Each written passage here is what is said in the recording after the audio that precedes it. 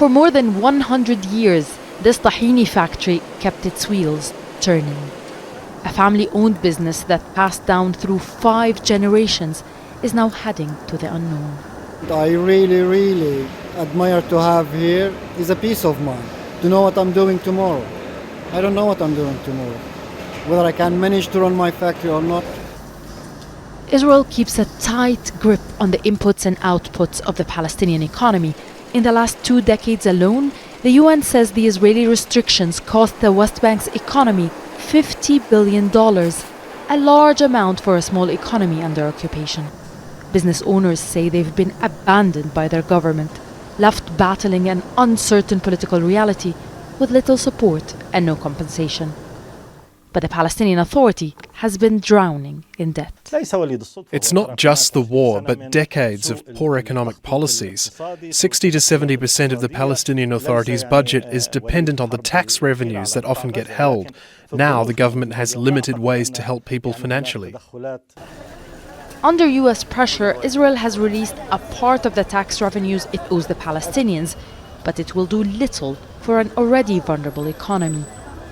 In 2023, the cost of living in the West Bank has risen by 4.8%, the unemployment reaching unprecedented levels of 29%. Even under occupation, people are eager to live a somewhat normal life.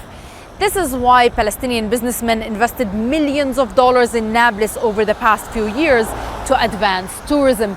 This neighborhood saw new businesses, hotels, and restaurants springing up. Now, with a closed military checkpoint at the end of this road, it's become deserted. The closures imposed after the war have prevented hundreds of thousands of Palestinians living in Israel from coming to the occupied West Bank. It also meant that Palestinian workers cannot go to work in Israel and bring cash to the Palestinian market. Sales in this furniture shop have dropped by 80%. Local sales are almost non-existent. Luckily for Samir Baara, he's sometimes able to sell to Palestinians living inside Israel. For me now, it's all about survival. I am not even looking towards making profits. I am just trying to prevent my business from a total collapse.